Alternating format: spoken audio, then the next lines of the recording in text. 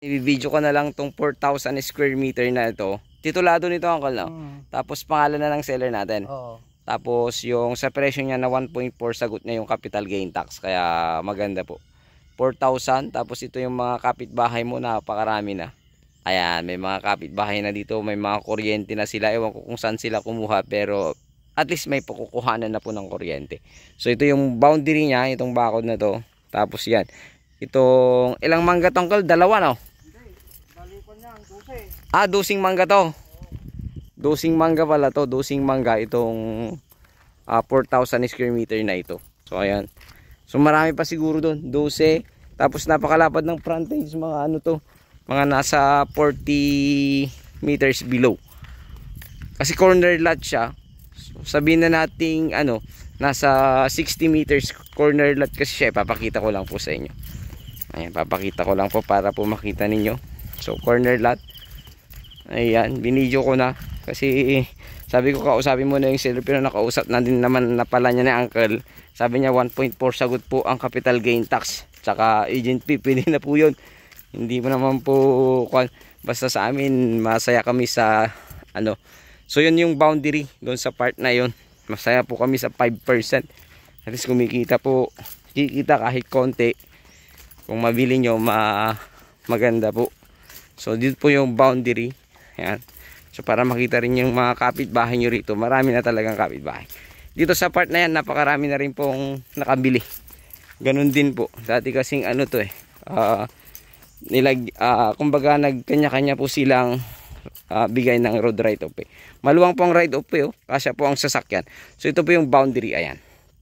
Sa part na ito. Tapos pag ganun siya, at least kwanto at least 30 meters frontage naman dito. Tapos pag ganun, so 30 mahigit yun eh. So sabi mo na 60 meters frontage more or less. So pakaluwang po yan. Pag ganun po siya, may mga saging, may kunting rice land, may mangga. So 4,000 square meter, 1.4 million. Sagot niya capital gain tax. At the same time, sagot din po niya yung agent fee. So okay na po yun sa amin, 5%. So ayun muli, at sana magustuhan nyo po ito dito sa bayan ng Quiapo, Nueva Ecija. At pakitawagan nyo ako agad sa aking numero, nakalagay po dyan sa aking screen. So Facebook account nakalagay din sa aking screen. So please like and share and subscribe sa aking munting channel mo, Cha and Joel Lot Vlog. So palabas po tayo ng property, tara i-video ko rin para makita nyo po yung daan ng property. So ayun muli, God bless you all. Ayan, tuloy natin yung video palabas po ng property. So ayan, fast forward po natin ulit para mabilis lamang po. So ang road right of way nito, ano po napaka sakto ang sasakyan. At hindi naman po siya makipot. So saktong sakto lang po ang sasakyan. So dito sa part na ito medyo kumipot ng konti. Dun sa kabila kasi kasya yung dalawang sasakyan. So dun po yung shortcut lang si uncle.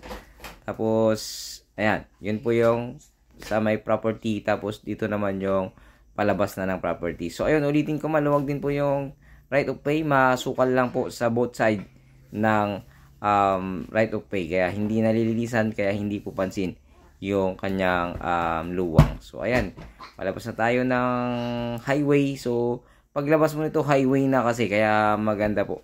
So ayan yung mga property na nabili. Makita nyo marami nang nakabili. Yan, nandito na tayo sa pagkukuhanan ng kuryente. Ayan, napakarami na. Ayan.